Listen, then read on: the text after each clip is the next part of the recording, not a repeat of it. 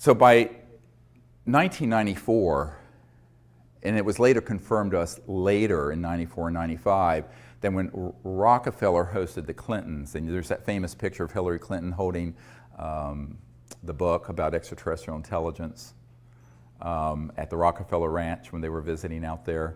You know, yeah. Okay, so she actually is the one who stood up and stopped the briefing and said it's too dangerous. We're not going to pursue this.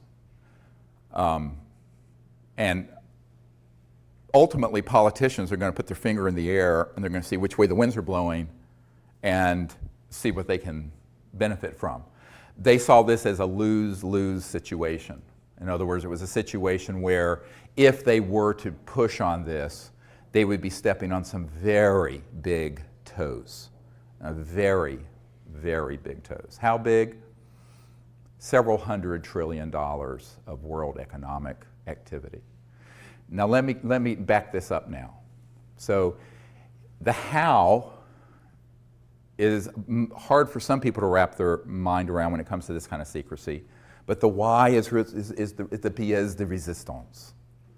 Because if you look at what these projects that are unacknowledged special access projects are doing, what they really have been doing has been trying to acquire, as this top secret Canadian document, the Wilbur-Smith document in 1951 states, the modus operandi, the mechanism of action of these extraterrestrial vehicles, meaning the technology, the science and technology. Because if you're interstellar, you're not using Exxon Jet A fuel. You're not using a rocket like SpaceX and Virgin Galactic is using. You're not using something like the space shuttle. You're using some technologies that are the trans-dimensional end of physics, very high energy electromagnetic field propulsion systems that allow you to drop out of 3D space and appear at another point in space by going through other dimensions. Okay? Now, you can do that without going trans-dimensional by just creating energy from the so-called zero-point field and creating an anti-gravity effect, so you have lifters so that you can go 100,000 miles per hour and make a right-hand turn with no deceleration effect because you've created a bubble in space-time that corrects for one gravity. That's what a lot of the, quote, UFOs are that people see being test flown out near Nellis and the Dugway Proving Grounds in Utah, and et cetera and so on. We mastered gravity control October 1954. I was not a twinkle in my father's eye. Most of you weren't born at that point. I wasn't. And that is when we mastered gravity control. How do I know this? The third highest ranking official at the Naval Research Labs, the largest defense lab for the Department of Defense here in Washington, has been a friend for years, and he was in the vault and saw the documentation for this, unredacted, because it's all the original documents, and that was the date.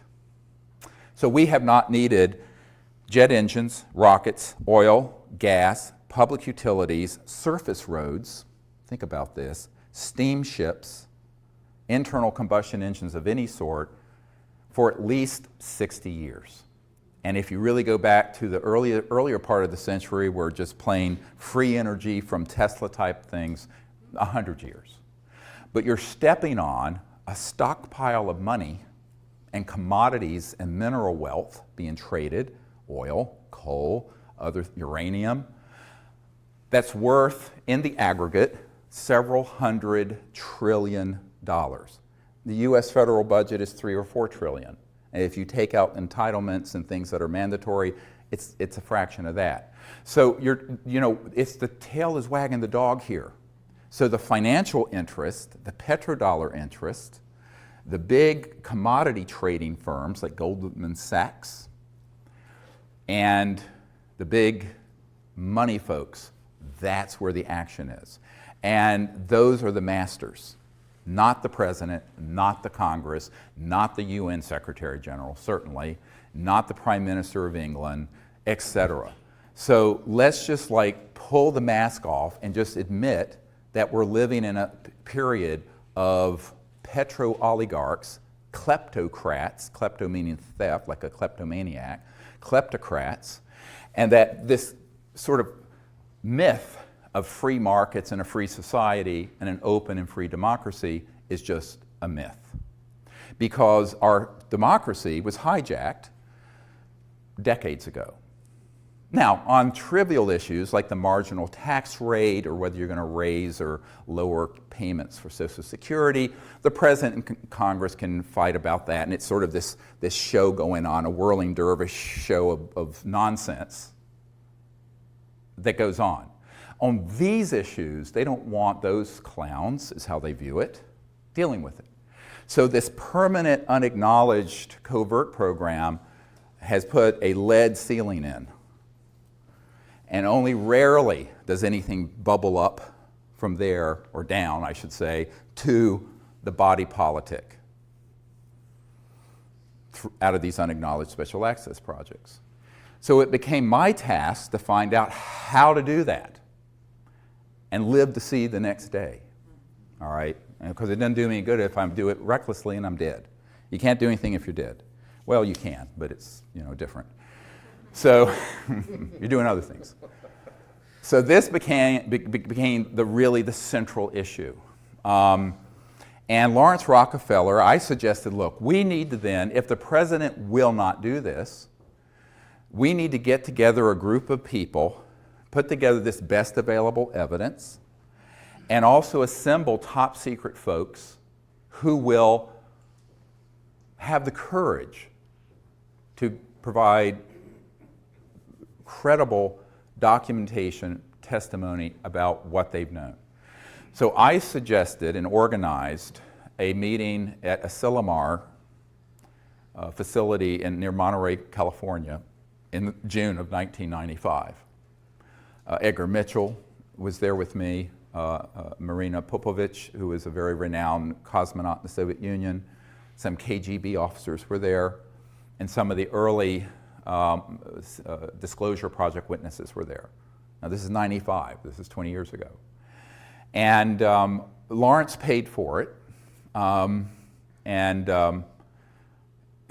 Lawrence Rockefeller said, look, I will totally support doing this. And when I was with him at the ranch, I said, well, why don't you take a public leadership in this? And I was talking to him out on his deck with the beautiful Remington Native American sculpture that's, the Native American on horseback, the very famous. Of course, they have the original of everything. And I said, I need your help. He says, oh no, it's too dangerous for me. He says, there are members of my family already jumping up and down on my feet that I'm doing this much. And I knew he was talking about he was talking about, the money people in his family. He was the philanthropic guy who just wanted to give away his wealth before he died. That was his whole purpose. Really sweet man. And so I said, well, okay, I told him, you're old, you're rich, and you're a Rockefeller. I'm a nobody. I'm a North Carolina doctor who's trying to do this with no resources. He says, I'll be behind the scenes. And he took his old hands and did this, and he said, it's like a flock of geese. We're all flying together. I'll be back here, and you need to be here. I said, well, yeah, but that head goose gets all the head. They take turns. He says, no, you be up here. It was very comical. I said, oy vey, this is like, I said, okay, that's what we'll do then. And he wanted to just stay behind the scenes, but he was provide that support, hosted the Clintons. So we had something called Project Starlight that formed before the briefing of the CIA director. That was the code name for what became the Disclosure Project that all of you know about. And Project Starlight, with the AP, the Associated Press sued the Clinton Library and got those documents. Those documents are in my first book. And at Asilomar, we had all these dignitaries, including Kevin Foley and astronaut Edgar Mitchell and Marina Popovich, and all these folks sign a letter to the President of the United States recommending ending the secrecy. It's in my first book. Buy it, get it, see it, read it. And that, however, was the Associated Press a couple years ago sued the Clinton Library and got those documents, and they put them out on the internet. Now, At this point, we knew by 95, the president, with all the cajoling we could do, with all the work Lawrence was doing behind the scene, hosting Bill and Hillary at the JY Ranch for their vacations. A very good friend of the president's, I don't want to name her, but used to live at the White House and very good friends with Hillary, said that Hillary did not want to deal with this at all, but Bill was so interested in that, he would pull out the best available evidence briefing packet that we put together, and we'd be sitting in the private quarters of the White House going through it. And she's this hilarious woman who did a perfect imitation of Bill Clinton. And he said one time they put it out on the floor and she was sitting there with him. And he was going through it going, well, I know all this is true, but they won't tell me a thing, not a goddamn thing. Just like that, about all these secret programs. So when she told me that, I said, it sounds like Mr. Clinton. So from 95 until 98, I proceeded then to approach various members of Congress. And we had already started that process thinking, well, okay, if the president won't do an executive action and force his way to control these unacknowledged special access projects, maybe a member of Congress will have the courage to hold a hearing. And since we now have identified, first it was about a dozen, and then it became several dozen top secret guys that could be subpoenaed and swear under oath with penalties of perjury, federal penalties of perjury, if you're testifying before Congress. Go ask some folks who are in prison for lying to Congress about what they knew. And so I started assembling these folks, the first meeting of which was in June of 1995. I'd met with a number of them one-on-one, but there's strength in numbers. So I realized that if we came together as a group and they got to know each other and they felt that it was, they felt safer, they felt protected if they were all doing it together. You see what I mean? Brilliant. Okay, so that was what I did, is pull people together. Because these men and some of the women involved were terrified about speaking about this on their own as lone wolves. But I said, let's get a mass of us together and do it. So that first gathering was very historic because it was sort of presaged what we did in 2001. Now at that point, I decided, look, we are going to have to be very careful with this. So I wanted to be sure that not only did the president have no access, which is in itself proof of the illegality of these unacknowledged special access projects, but that the appropriate oversight committees of the Congress of the United States didn't, as well as key people at the Pentagon. So I proceeded then to do a series of briefings. And in 1997, here in Georgetown at the Westin Hotel, we gathered together, I think about 25 of these top secret guys in a closed meeting, not open to the public, to invite members of Congress, members of the administration, and people from the Pentagon to hear what they knew. And it was a very well organized private event. No media was there and the public didn't know about it. Except in a very limited way. And the idea was that we wanted to get a member of Congress, and like Congressman Dan Burton, who is chairman of the House Government Oversight Committee, Reform and Oversight Committee, that issued 1,000 subpoenas to impeach Clinton about the stain on the blue dress, was there. And he was interested because one of his closest friends, who kept his appointment schedule, had a UFO come outside her window in Indiana some years ago and told him about it. So he knew the UFOs were real. And he turned to us and he says, I want everything you have, everything you have. And then someone got to him and he didn't hold the hearings. But there were many members of Congress and other people. There were people from the Vice President Al Gore's office there. There were people from the White House. There were people from the Pentagon. The day after that event, I went straight to the Pentagon and did a briefing, what's called a stand-up briefing for J2, the head of intelligence for Joint Chiefs, a different one from the one who forced the meeting at Wright-Patterson Air Force Base. And this Admiral Tom Wilson hosted us at the Pentagon in the E-ring, where all the admirals and generals are, the outer ring, because they get the views. So the inner ring can't see anything. And I went there with astronaut Edgar Mitchell, myself, a couple of the Disclosure Project witnesses, and my assistant, Sherry Adamak. And what was fascinating is that before I went, I had my military advisor send to the Admiral a document I had received.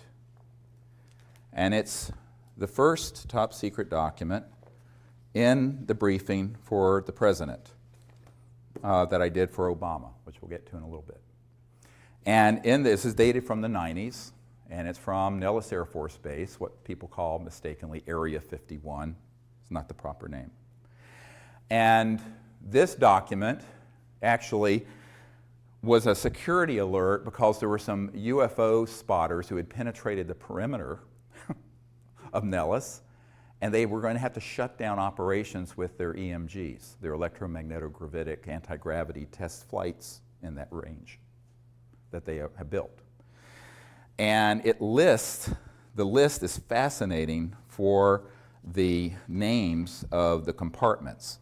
And I just want to share a few of them just because, and this is dated 28 July 1991, 0900 hours.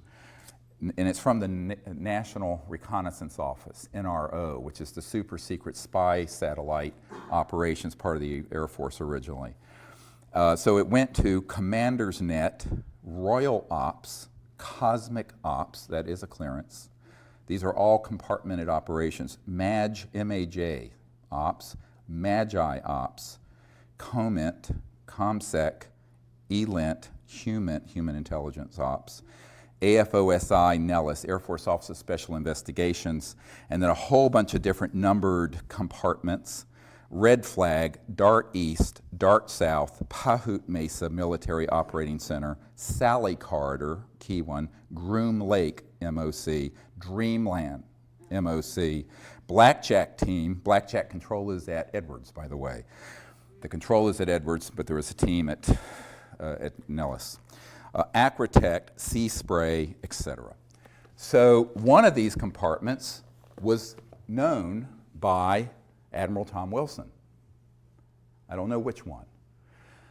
But it was being operated through a contractor.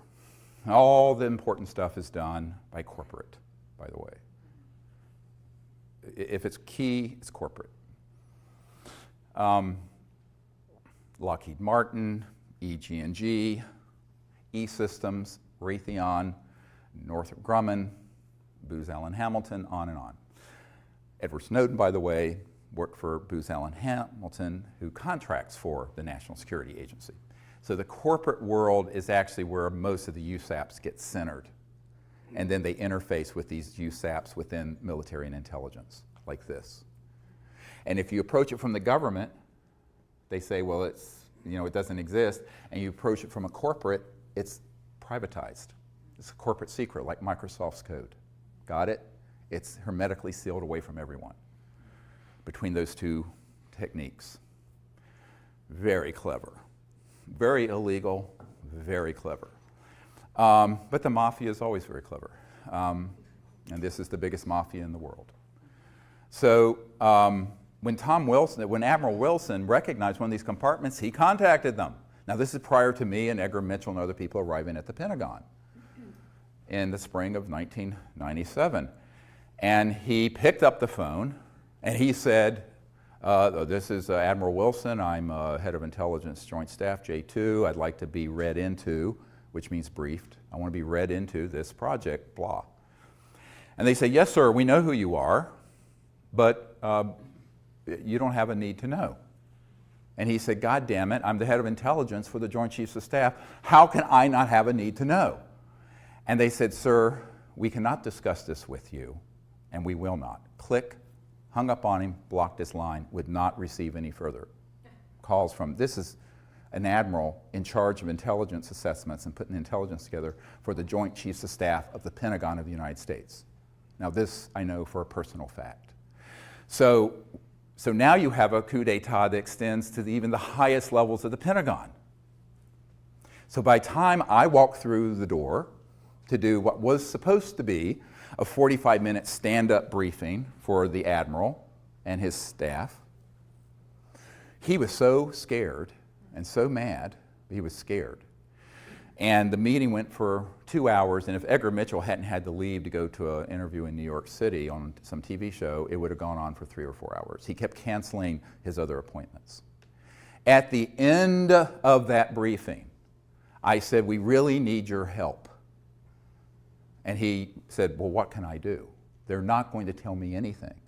The best thing I have in my arsenal is the B-2 stealth bomber that I know about. And you're telling me that there are unacknowledged projects that have things that can go trans-dimensional light speed and beyond, that can do circles around my B-2 stealth. He says, it's point, set, and match. I said, well, you still need to help us get control of it. He says, how can I do that without having the Secretary of Defense or the President order me to, without myself doing something rogue? See, here's the good guys are trapped by being good. I said, here's the thing. The only thing bad about nice people is that they're nice.